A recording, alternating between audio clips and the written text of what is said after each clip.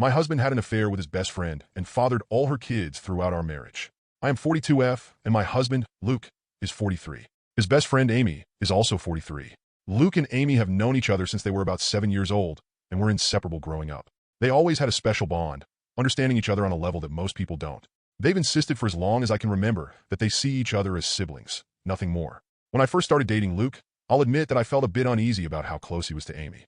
It felt like I had to compete for his attention. But both Luke and Amy reassured me that their relationship had never been romantic or sexual.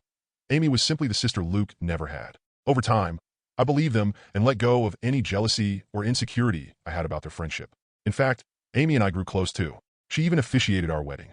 Luke and I have built a great life together, and our relationship has always felt solid.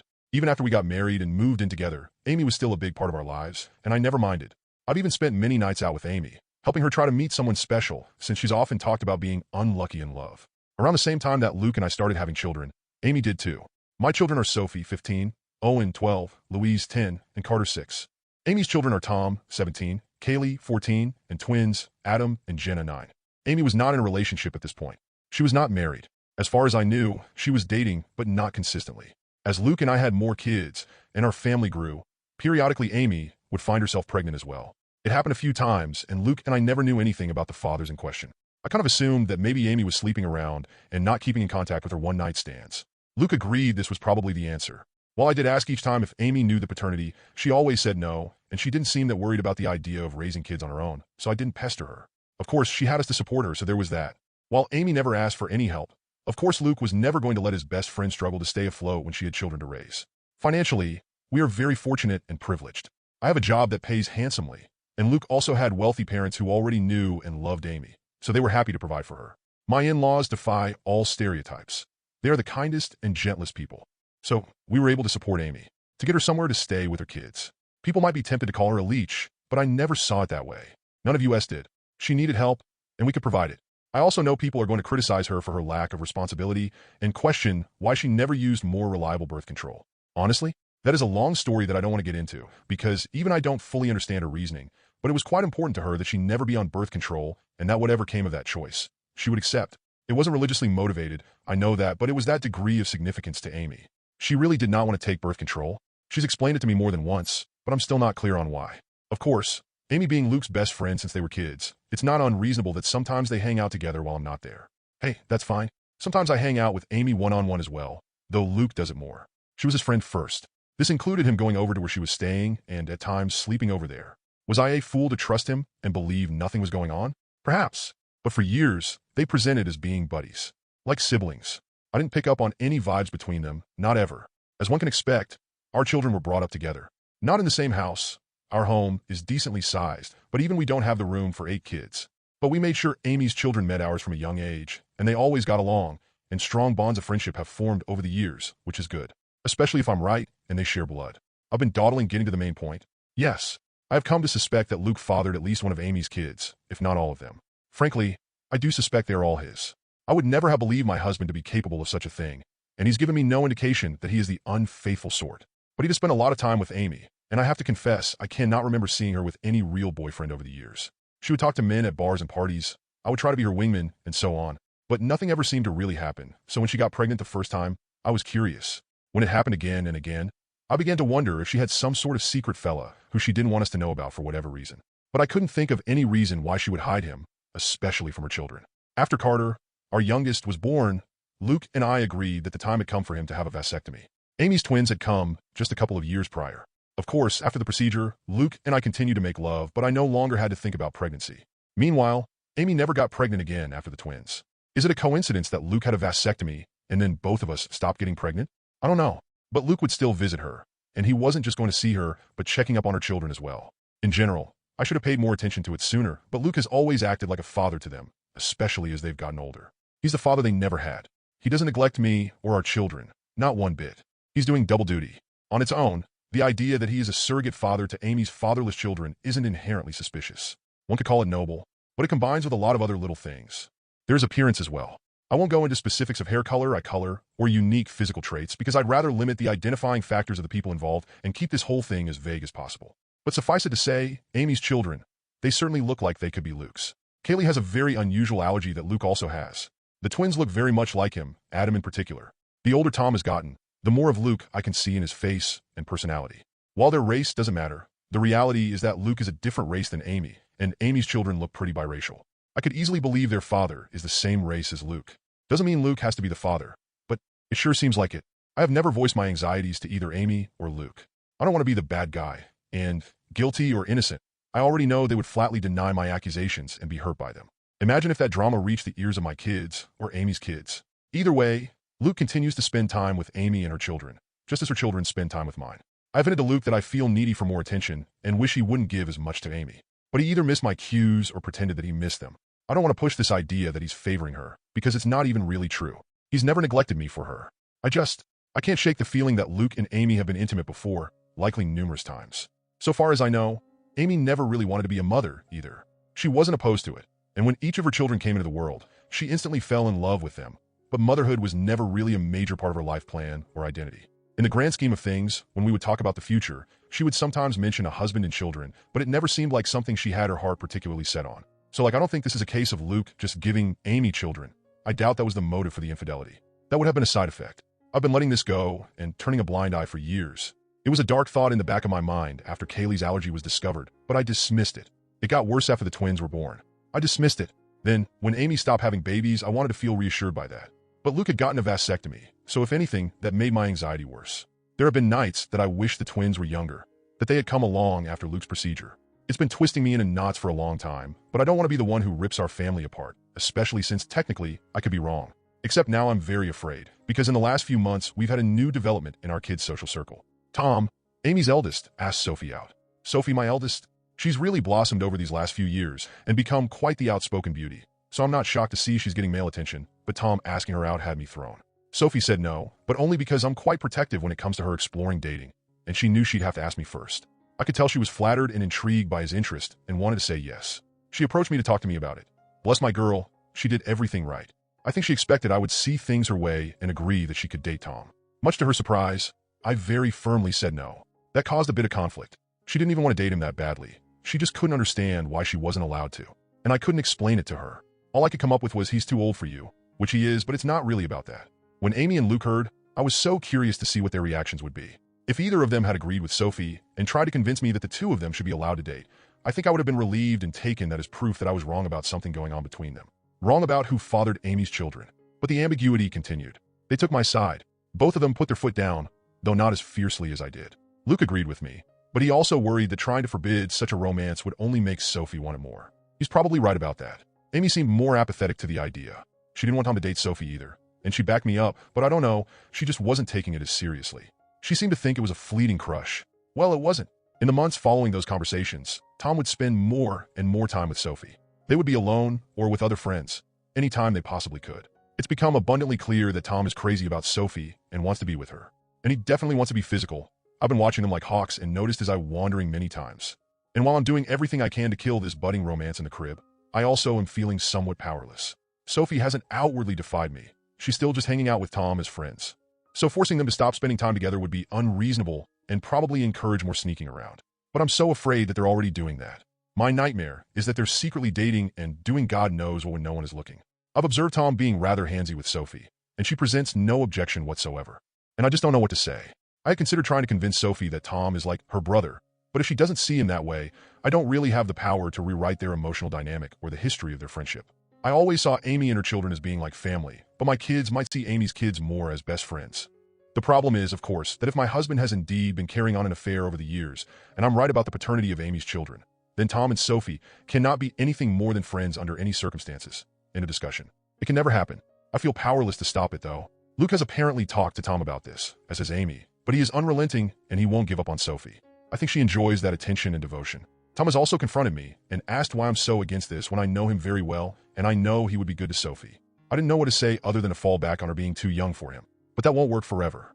If, God forbid, they're still attracted to each other in a few years, then they'll pursue this with abandon. And once they're legal adults, there's nothing I can do about it. Amy and Luke agree with me that Tom cannot date Sophie, but that's all they've really done. They feel just as powerless as me to prevent teen love. It genuinely feels sometimes like they've just given up and will bury their heads in the sand about this. Just do nothing and hope the feelings pass as Tom and Sophie get older. Which, yet they're in high school. It's unlikely Tom will be in love with Sophie forever. But my fear is that she'll let him do something intimate with her before that time comes, something neither of them can take back. I am this close to opening a door I cannot close. This close to screaming at Luke that all this wouldn't be happening if he hadn't cheated on me these many years. If he hadn't been all but raising a second family with his surrogate sister behind my back. Now Luke's son wants to F our daughter, his actual sister, because as far as he knows, she's just his childhood friend. And it's all Luke and Amy's fault for what they've done. If I speak up, everything gets blown to hell. On the off chance that I am wrong, I'm a horrible monster who accused the love of my life and one of my closest friends of doing something horrible. If I'm right, it still tears our entire structure apart. The family and social unit we've become over the last several years is gone, and everyone will be stressed and upset even if Luke and I don't divorce. If I do nothing, Sophie's eventually going to sleep with Tom and be his girlfriend. And I'm low-key terrified it will happen sooner than later, or worse, that it's already happened under my nose. I hope to hell this relationship fades as they mature. But what if it doesn't? What if they wind up being together for years? What if they marry and want to get pregnant someday? And if I tell Sophie the truth about Amy's kids, then everyone else finds out too. And that's going to ruin so many lives. It would shatter my kids' perception of their father and their Aunt Amy. Luke is Owen's hero. I don't even want to think about how much this would hurt him. And what about Amy's children? They are innocent. They didn't ask for this. They don't control where they came from, and I don't want to hurt them. Admittedly, I'm not happy with Tom at the moment. A week ago, I saw him put his hand on Sophie's butt, and I wanted to knock his teeth out. But even he doesn't deserve to be burdened by the knowledge that it's his half-sister he's been fantasizing about. It's all so fucked up, and I don't know what to do. I've been looking the other way and letting my husband and his best friend insult me for such a long time now. I thought I could live with it. But this business with Tom and Sophie has me distressed. Update 1. I previously said that I was going to do a secret DNA test, and that I had decided on that course of action. In the end, I couldn't go through with it, and now I am regretting that because the window to do so has essentially closed. I just felt like it would be out of line for me to do that to another person's child behind their back. Ethically, it was dicey. I've since consulted with my lawyer, as many commenters suggested, and she advised me against doing so because no matter what the results were, it would make me look bad in a potential divorce proceeding.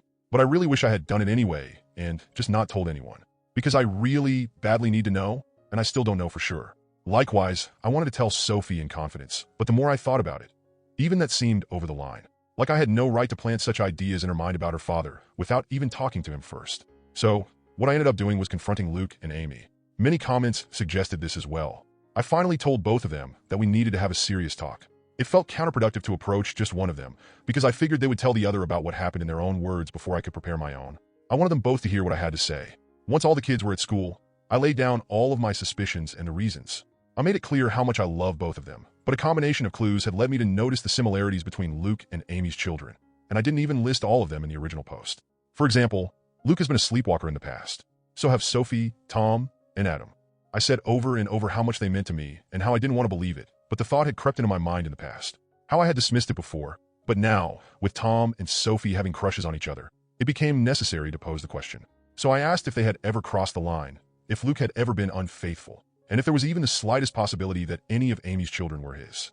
I was just trying not to cry. Well, they reacted exactly as I would have expected. Their responses were perfect and so very well rehearsed. I genuinely can't tell if it was honest emotion or powerful gaslighting. Amy was more upset than Luke, or at least more outwardly upset. She was angry and offended at the accusation.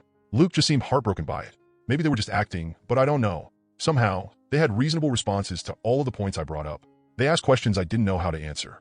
I had never objected to them having alone time before. Why did it suddenly bother me now? Do Amy's children really resemble Luke that much? Or are things like hair color pretty basic traits to have in common? The whole family had always treated Amy and her kids as part of our unit, and I had previously commended Luke for stepping up and being a father to Amy's kids since they didn't have one. Why was I now saying it was a bad thing? What exactly did I want them to do? How could I think such a thing about them? Why had I waited so long to say something? Luke was more understanding than Amy. He respected my feelings, or at least he acted like he did. Amy appeared to feel more betrayed by what I said. I ended up apologizing several times, even though I'm not sure I did anything wrong. Luke also apologized for anything he'd done to indicate he was unfaithful. I asked Amy more pointedly that, if not Luke, who had fathered her children. She snapped back that it was none of my business, and I could tell she was in no mood to get personal or vulnerable with me after my accusations. I'm not proud to say that I lost my temper and said that after everything we had done for her and her children, such information was not a lot to ask, and perhaps she owed it to us. I regretted the words as soon as I said them. But Amy shouted back that I had never done anything for her, that it was Luke and his parents who had kept her afloat all these years, not me. She went on a longer tirade about how I had always acted superior to her, which I don't believe I did, though it's possible that I gave off that vibe unintentionally. Luke did his best to calm her down, but the room was still fraught with tension. I don't know, Reddit. I just don't know. It's driving me to the edge of madness. There's a way to be certain, of course. Not certain of my husband's fidelity, but of the paternity of Amy's children. So I asked Luke, for my own peace of mind, for the sake of our daughter, and for our family unit, if he could please get a DNA test done, a paternity test. I went on to say that I knew he disliked and distrusted such things, but that I really needed this. I could see the pain in Luke's eyes. Maybe it was an act, but he did seem genuinely hurt that I was asking for this, that him giving me his word that he had always been faithful was not enough for me. But he very reluctantly agreed to participate in a DNA test. Unfortunately, Amy did not, and that's where we hit a roadblock.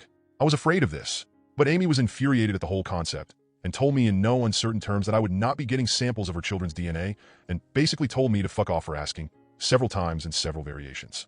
I pressed Luke, and honestly, he was a bit useless, but probably right. He tried to convince Amy, but she wouldn't hear of it, and he kind of shrugged at me when I pushed him for further support. Because he can't force her to get the test done. If she refuses, that's really a dead end. Trust me, it is. I looked into this quite a bit and consulted with my lawyer. The problem is Luke could, in theory, petition the court to demand a paternity test for Tom and the others. The issue is that, to do this, he'd essentially be claiming he slept with Amy and he believes her children to be his. That would be the version of events he'd be maintaining. But Luke has staunchly insisted that nothing ever happened with Amy, that he never cheated on me. Whether he's being honest about this is another story, but he'd essentially have to go on record and make a claim that he wasn't prepared to make. He is quite certain the children aren't his, and he has no intention of fighting for custody of them. So no judge is going to compel Amy to submit samples of her children's DNA. Tom is also old enough that his consent would be a factor. If both he and Amy refuse to participate in the test, it's unlikely that Luke would have a case. He'd have to target one of Amy's younger children, like say, one of the twins. But he doesn't want to do that. He doesn't want to take his best friend to court to prove something that, in his words, he already knows isn't true. Luke is asking me to please just let this go and trust him, because pursuing this will fracture everything. And according to my lawyer, it's not realistic anyway. For Luke to establish paternity, he would need to admit to an affair in the first place, and he's not doing that. And if he did, that would pretty much be all the proof I needed to be certain, even if I'd need more in a court case. I pestered him further about Tom and Sophie, insisted that I didn't want them dating. Luke agreed, and apparently Amy still agrees. Luke plans to have a talk with Tom and activate protective Papa Bear mode.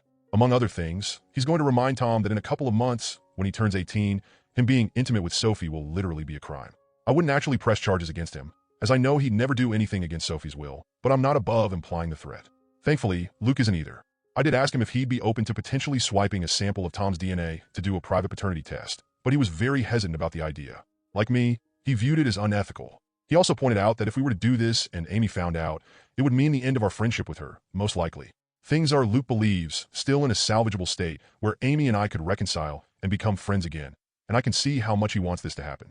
But if I did a DNA test on Tom behind Amy's back and she found out, I think she would hit the roof, and I wouldn't entirely blame her.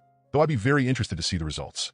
Luke ended up going to see Amy and spending the night. I know all of you are cringing and throwing up your hands, and trust me, I wasn't happy about it. That was a very long conversation, but he was adamant that he needed to perform damage control. So they spent the night together, with Luke maintaining that nothing happened. I did not sleep a wink, and I kept texting him for updates. So far as I can tell, Amy will cool off, but she needs a little time. Luke and I talked things over when he came back the next morning. It was an emotionally fulfilling conversation, and we ended up agreeing to take the kids, our kids, not Amy's, to visit their grandparents for a few days. It was an impromptu visit, but we've done it before, and they were delighted to have us. I just really wanted our family to spend some time together away from Amy's side of the family, so to speak. I always love getting to see my in-laws. I'll refer to them as Jim, 75M, and Kat, 67F. I know Reddit is famous for stories about the MIL from hell, but in my life that couldn't be further from the truth. I feel safe with them, to the point that when they took notice of how distant Luke and I were from each other, I finally relented and confessed my fears. I told them of my anxiety that Amy and Luke were having an affair and that Amy's children might be his. Here's where things got a little bit interesting. When I told them what I was feeling, Kat just gave Jim this pointed look and did a big, dramatic sigh. So it turns out, Kat has had similar misgivings to mine and genuinely suspected over the years that Luke and Amy were closer than they'd ever admit, that they had crossed the line in the past. Jim, on the other hand, simply refuses to even consider the idea. He has always insisted that Kat is seeing things that aren't there. He maintains that Luke and Amy are like siblings and would never do such a thing. Kat thinks his stance on this is naive, and that, even if she and Jim had taken Amy in and loved her like a daughter, that didn't mean Luke viewed her as a sister or that she viewed him as a brother. But Jim just continued to insist that this is what they are and have always been. I could tell that he and Kat have already had this conversation before, and they kept going in circles, with Kat getting exasperated. She pointed out that, surrogate siblings or not, Luke and Amy were not actually brothers and sisters, so nothing was stopping them from being physically together if they felt a mutual attraction. At that point, Jim just sighed and walked away from the conversation. So yes, Kat has privately wondered if Amy's children weren't fathered by Luke, which is part of why she has always treated them as her grandchildren, which was never something that I minded, to be clear. I also don't mind that Kat never voiced these concerns to me. She had no proof, and she saw far less of Luke and Amy's closeness in our adult lives than I did. As for the kids, they're doing all right.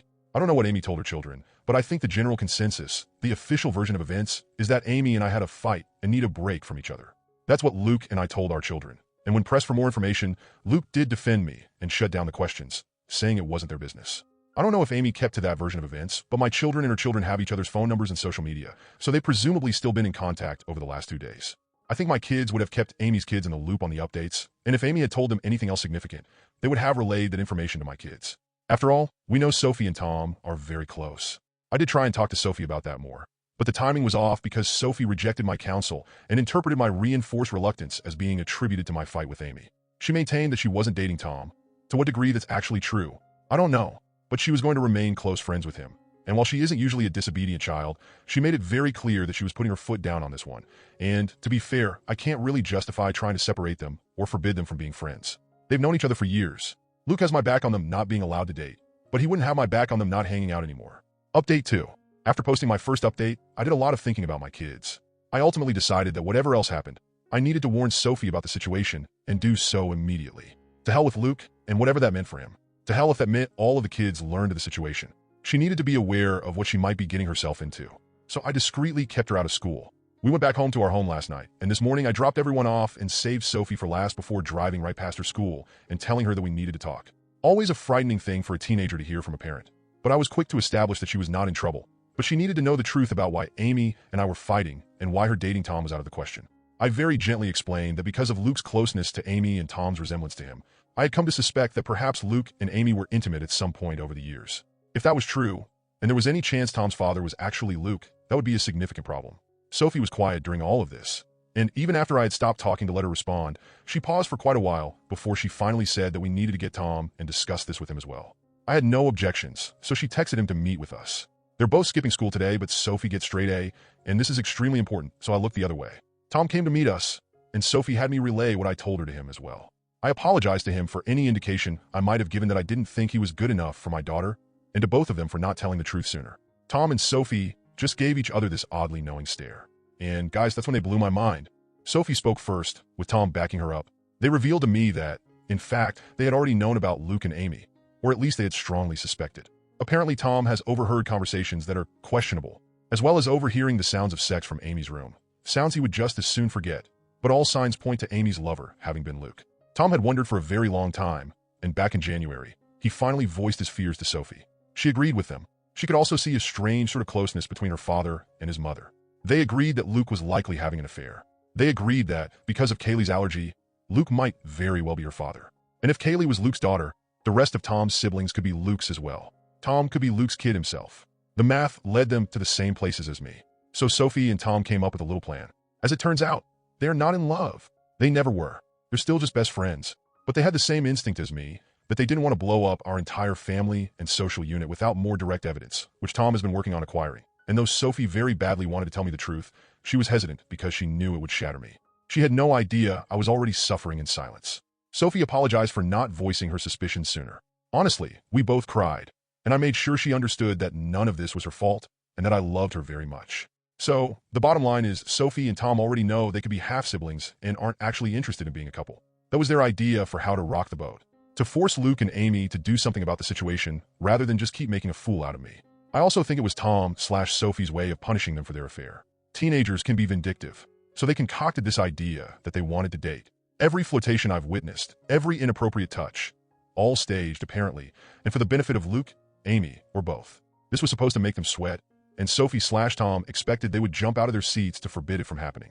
When I was the one who did instead, that kind of threw the kids for a loop. They couldn't understand why I cared more than the actual cheaters. They began to suspect that maybe I knew. Tom confronting me that one time about, why can't I date Sophie? Was him trying to gauge if I knew or not. Maybe I shouldn't be surprised. Sophie and Tom have always been close friends and confided in each other. Maybe I should be a little more concerned at how sneaky they've been, but honestly, I'm just so relieved they're not dating. Sure, they could be lying to throw off the scent, I guess, but they apparently already knew that they're likely related. They didn't blink at all when I told them. We even had a bit of a laugh together when Tom mentioned how he had been a little offended that I was so against him dating my daughter before. I kind of jokingly asked him, So you don't think she's gorgeous? And Tom, bless his heart, shrugged it off. She is. But so is my English teacher, and I'm not asking her out either. Either way, the question now is, where to go from here? We have to figure that out. I will say that it is such a relief to have told Sophie, and I feel like an elephant has taken one of its feet off my chest. Having her in my corner and Tom in my corner as well means a lot to me, and even though I basically just got it absolutely confirmed that Luke is sleeping with Amy, I kind of already knew that anyway. So now it's just a question of how to proceed. Tom has already volunteered to submit his DNA so I can compare it to Luke's, and both he and Sophie advise me not to tell Luke and Amy when I do this, which I agree with. They're both completely on my side, which means more to me than I can ever express to them. Tom has also been trying to set up a camera in Amy's room to catch her and Luke in the act. Sophie told me flat out that I needed to divorce her dad, and hearing that from my own daughter made it clearer than it's ever been. She's right. Update 3. I don't have any DNA test results back yet. That can take weeks. But now that I know Sophie is in no danger of dating a relative, the pressure is off. I'll get into this momentarily, but it frankly no longer matters if Luke fathered the children. I highly doubt my father-in-law is having an affair with Amy.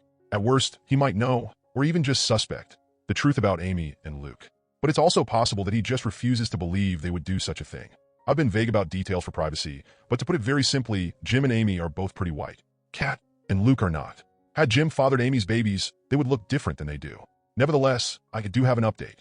While a stream of comments have called me spineless and naive, called me a sister wife, as an ex-Mormon, that hits a particular nerve, and most recently, a stream of comments have said my story is fake. Fair enough, it's the internet, but Luke is not the first scumbag husband to have 2 families. Several other comments have been incredibly kind and supportive, and I really appreciate that. Apologies if I haven't responded to a comment or direct message that you sent.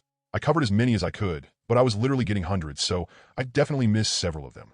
First things first, I discussed this in the comments, but our little team has supposedly recruited my mother-in-law. I say supposedly because Sophie and Tom were going to talk to her about getting help with submitting the DNA test, and at the advice of my lawyer, I am staying out of the process. Officially, I told Sophie not to do it, and she said she wouldn't. And Mile hasn't contacted me about it either. Though we have been in touch, I'll get into that more in a moment. The bottom line is that I can honestly say I had no knowledge of any DNA test. Loophole City. Another bit of good news. I was digging through the paperwork in preparation for my divorce, wanting to get a head start against Luke, and one thing that came to my attention is that my name is on the paperwork for our home. Luke's name is not. I was the one who bought the house, and we always planned to add Luke to the paperwork at some point, but we never got around to it, and eventually the idea was forgotten. It was my lawyer, Paige, who pointed this out to me, and it was like finding a winning lottery ticket on the ground. I don't know where I'd be without Paige. She's a dear friend from college who I reached out to, hat in hand, for help. She's been there for me this past week, not just as legal counsel, but as a friend I really needed right now. The thing is, she's not our lawyer, me and Luke. We have our own family attorney who has helped us out of jams in the past. We clashed with our HOA a few years ago. Not worth getting into right now, but Paige is a lawyer who specializes in family law and has handled divorces before. Luke remembers her from college and knows she went into law, but doesn't know she's a divorce attorney. So I can have her over for coffee like we're catching up, and he has no idea anything is going on. Turns out, he's not the only one who can harbor someone under his spouse's nose under the guise of being a friend. So, on to the update. The last time I looked in Luke's phone was 3 months ago, around the point Sophie and Tom began to go around claiming they wanted to date. I found nothing. While I know how to search for recently deleted photos and didn't see any, my comments taught me how to find recently deleted messages. So, when Luke was asleep, I did just that. Swiped his phone and brought it downstairs. Checked recently deleted. I am glad I did, but I also wish I had not because I'm still reeling from the pain. Sure enough, a conversation with Amy had been deleted. Recent texts talk about the conflict between her and me, with Amy describing me as a problem, and Luke trying to pacify her, without defending me at all. To be clear, they both alluded to how they had expected this for a while and just hoped it would never happen, presumably me accusing them of having an affair. While the whole conversation and the fact that it was deleted were sketchy, nothing was actually admitted. So I scrolled a bit higher, to a few days before the fight. Amy's messages got a bit more flirty. Then, I saw it, 5 days before I confronted them. Amy had sent Luke a topless picture, a selfie with no shirt or bra. Guys, I teared up. I knew it was true. I knew it in my bones, but seeing the proof still cut me like a hot knife. It doesn't help that Amy's always had bigger breasts than me. I exited the Messages app and checked Luke's recently deleted photos. Sure enough, the same selfie was there, and others. Amy topless, Amy naked, in various poses to show off. There were pictures of the two of them together, cuddled and pressed close like a couple. In some of these, she was naked. In some, they both were. There were videos. Amy sent Luke a video message of herself topless, and I had to actually hear her voice talking to him in a tone that made me sick about how she was sending him a quick video to help him get through the day. In more than one video, she called him her boo, and hearing her call him that, I almost vomited. Stopped looking at that point. I'd seen enough. For about 5 minutes anyway, then a strange compulsion to keep searching led me to check Luke's laptop. I knew enough of his passcodes to access his iCloud storage and, yeah, basically more of the same. There were letters, long letters between them. I didn't have the heart to read past the first few lines of one of them, but I did read Luke mention our children. There were countless naked/topless selfies of Amy. Selfies of them together. Videos where Amy appeared to be masturbating. There were sex tapes. Of the two of them. Tom had previously offered to try and hide a camera in Amy's room, but fuck, he never needed to. Luke was hiding a whole treasure trove under my nose all along. I scrolled and scrolled and scrolled. There were so many, going back years. Not all of it was even sexual. There were some photos of Amy's kids too. One video was of Kaylee and the twins playing together when they were younger and Luke and Amy's voices from behind the camera. There were even old pictures of Luke and Amy from when they were younger. I'd even say teenagers. I snapped. All these years, I had been telling myself I had to be wrong, that it couldn't be true. Well, it was true. I know that no one forced me to look at as much of the evidence as I did, but I'm still hurting very badly from having seen it, and in that moment, I wanted to act, so I did. I called my lawyer, who is a remarkable woman. It was the middle of the night, so I had to call her twice, and she picked up. Though I had woken her, when I asked her to come by and said it was an emergency, she agreed. I also asked her to draw up the paperwork and have it ready. She told me that she'd already had it ready since I first reached out to her. As I waited for her, I went through the necessary channels on Luke's laptop to make sure he wouldn't be able to remotely disconnect our access to his little stash, changing passwords and all that. My lawyer, let's call her Paige, arrived, and I went outside to greet her in the car. I spent a good half hour in the passenger seat just crying, and she was great about that before I passed her Luke's phone and his laptop with all the information she needed to use them. She warned me that this could be considered theft, so I asked her to forward and print out copies of everything she could and then bring the items back because I just couldn't bear to do it myself. She agreed. I went back inside, and then I packed up Luke's things while the house slept. At one point, Owen got up to use the bathroom and asked me what I was doing, but I told him I was just cleaning. Luke stirred once or twice while I was in the bedroom, but did not wake. I got all of his things packed into trash bags, and I loaded up the car. That's when I woke him up and told him to come outside. He was confused and half asleep, but he did notice things were missing. I ignored his questions and just told him to come with me. So he followed me outside. Once we were by the car, I pulled out the divorce papers and officially handed them to him. That was about when he figured out what I was doing, and he tried to talk me out of it. Tried to be sweet with me, to be tender. He kept insisting that he loved me and that there had never been anything with Amy. Kept trying to persuade me not to tear our family apart. Even 2 weeks ago, I might have wilted under him because the manipulation and gaslighting were truly masterclass, but I can see through it now. I didn't tell him that I knew he was full of shit. I didn't tell him what I had seen. I just told him we were finished. He tried a different approach. He refused to go. Stated firmly that our children were his too, and that even if we were separating, I had no right to just decide the kids would stay with me over him. This was where I very coldly presented the paperwork, reminding him that the house is in my name, and told him under no circumstances would my kids be staying with Amy. He argued a while longer, but in the end he decided to be the bigger person and keep the peace. At that moment, I didn't care where he went. Before he left, he did ask about his phone and laptop, and I waved him off by saying they were in one of the bags. Bought a little time. I couldn't sleep for the rest of that night. I cried more. Eventually, I realized I'd have to wake my children up early and explain to the extent that I could. Naturally, I woke Sophie first. I told her that I had kicked her father out and that I had discovered evidence of an affair on his devices. I did not specify what kind of evidence, and she did not ask. I woke up the others and gently told them that their dad had gone to stay somewhere else for a while. That I wasn't sure where, but from now on things were going to be different. Louise was the one to ask if we were getting divorced, and I couldn't lie to her. I told her yes. Owen asked when they could see their father again, and I wanted to cry. Sophie was a very big help, urging her siblings to be sympathetic to me right now and worry about dad later. I knew better than to poison them against their father. Paige warned me against doing that as well. So I only told Sophie that the affair was confirmed since she had already been in the know. However, as the kids were getting ready for school, Owen approached me and asked me point blank if it was about Amy. If Luke was going to be with her instead of me. I couldn't answer, but I suppose that's an answer on its own. Got the kids to school, and my next step was calling to have the locks changed. I knew Luke would be back for his devices before long, but thankfully Paige returned with them before he showed up again. It was a very quick visit. She just told me that all was accomplished, and she had records of everything we would need in court. Sure enough, Luke turned up an hour later, demanding to know where his laptop and phone were. I had set them back in our bedroom like they had never moved, and I just told him he had forgotten them. He insisted that I had said they were in one of the bags, so I just shrugged him off and told him I must have been mistaken. After he grabbed them, he tried again to reason with me, but I just showed him the door. I knew the kids would start to come home from school before long, and I think he was trying to delay leaving so he could see them. I was not having it. I started shouting again and sent him on his way. I'm still just in absolute pain and despair for what I saw. I don't know if he'll realize that anyone went through his devices and made copies of the evidence, or if he suspects I saw anything, but he obviously didn't say so. After he left, I cried once again. I talked to my mother-in-law that night. Apparently Luke did show up to his parents' house, which was a surprise, as I was so certain he'd stay with Amy. But maybe even he knows how suspicious that would look to the children and doesn't want to rock the boat as much. Maybe he knows I'm more likely to let my children see their grandmother than Amy at this point, and he wants to see them to give his version of events. That is not happening. Kat already shared his version with me that he relayed to her and Jim. That I'm having some kind of mental breakdown, that he wishes he could help me, but my paranoia is causing me to lash out and turn violent. I was never violent. I shoved him away when he tried to hold me, that is all. And what's so hilarious is that he didn't mention Amy at all to his parents. He didn't even frame it as me falsely believing he was having an affair. Even though that's a story when talking to me, he left Amy out of it when talking to his parents. Kat noticed that. She believes me. Jim doesn't know what to believe anymore. According to Kat, he seemed very, very troubled by what he heard from all sides. As for Amy, she's radio silent. Thomas told Sophie that she's acting like nothing is wrong, but is clearly stressed out. That when her children ask, she makes the same sort of claims. That I am having some kind of emotional, nervous breakdown and pushing her away, as well as Luke.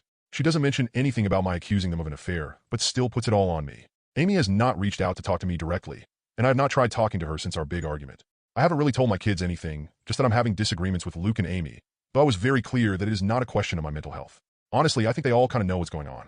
Sophie continues to be my rock, as I try to be for her and the others, and Tom continues to be our spy in the ranks. Right now, my biggest regret is the stress that all of this is causing on the children, which I knew it would, but it still needed to be done.